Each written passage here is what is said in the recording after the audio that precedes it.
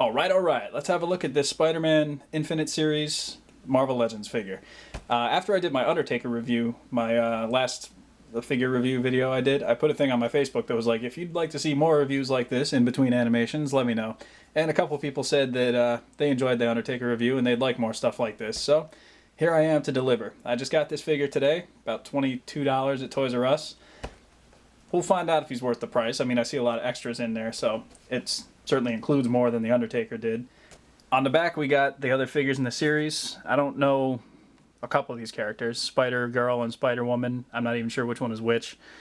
Anti-Venom, as far as I know, is the guy that was Venom when I was a kid, and the guy that's Venom now is Scorpion from when I was a kid or something. I don't know. I can't keep track.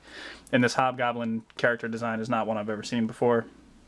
So, I don't know. I don't care about any of these guys except Spider-Man. I thought about getting Daredevil too, but held off on it for now. Anyway, let's get this guy open, see what he's all about. So here he is, at a package standing in the lab that I built a while back in this video. Overall, I've had the chance to mess with this figure a little bit, and I really like it. This was kind of the Spider-Man that I was waiting for. The Amazing Spider-Man 2 one that came out like a year ago with the tie-in with the movie that was just released, I guess. I liked it, but I didn't like the costume design where like it had kind of like the textured look on the blue parts of the costume and the webbing was like kind of inlaid into the costume. A lot of people like the sculpted webbing look. I prefer when it's kind of like painted on because to me in the comics it's like, I don't know, it's not stitched into his costume. It's like just drawn on, like it's almost a design. That's just how I always looked at it. Plus this reminds me of like his Marvel vs. Capcom look and you know, any kind of like cartoonish animated version. I really dig it. Articulation wise, ball jointed head, pretty good range of motion, pretty good up and down movement too, I will say. You got the butterfly hinges inside the shoulders, which I like to see because, you know, it gives a little extra, you know, you can cross his arms across his chest and not have it look awkward or anything like that. Pretty good up and down in the shoulders, double jointed elbows. You're getting the red pegs on the inside. I'll probably just touch those up with a little bit of blue paint just so it's not like quite as noticeable. I mean, it's not a big deal anyway, but just my preference. Pretty good ab joint. Spin around the waist there. The legs only come out to about here, so unless you want to mod that, that's all you're going to get.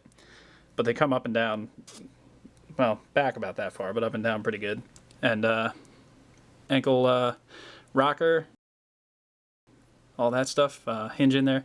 Double jointed knee, so you're looking at a good figure. And what really sells this one for me is all of his accessories that he comes with. Let's check him out. So here he is. Earlier I had these two fists in, you know, where the hands are. He also comes with two of these web slinging hands that, you know, the iconic Spider-Man thwip pose. And he comes with two open hands for, you know, wall crawling purposes, I guess.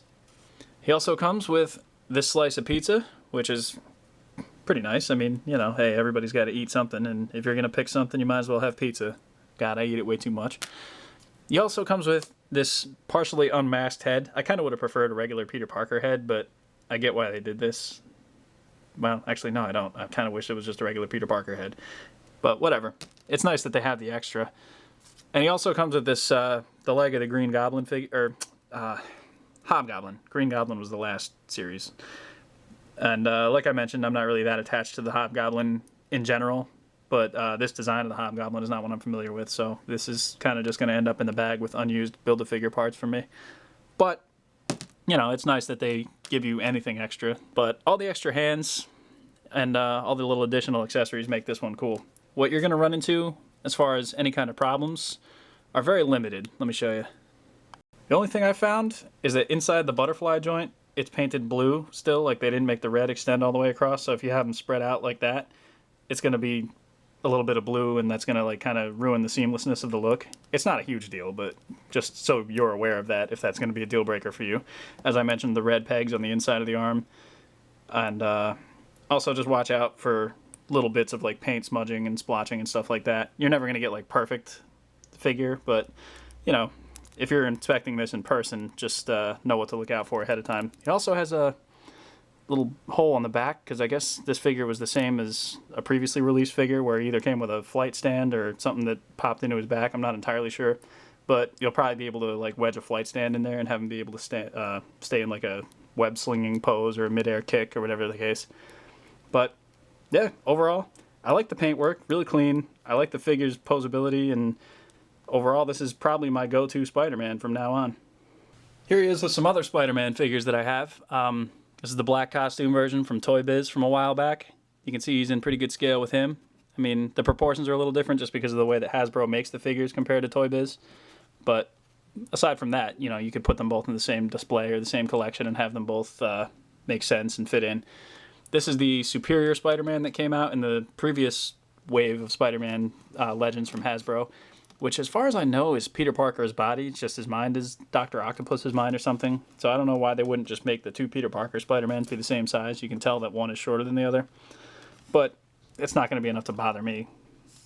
And this is the Toy Biz Spider-Man 2 movie Super Articulated Spider-Man. This is the only red and blue Spider-Man that I had. I used to have the Sinister Six box set one, but I sold that a while back. This was the figure I used back in the day when I animated him and Punisher fighting Wolverine in my first X-Men video. And let's just say I wish I had this one, because you can tell just by the way I'm trying to mess with this figure just to get him to stand. He's pretty loose, and he's been through a lot. So this new figure, sounds of the joints are like, I don't know if you can hear it, but it's kind of like ratchety a little bit in there. You hear the plastic crunching around.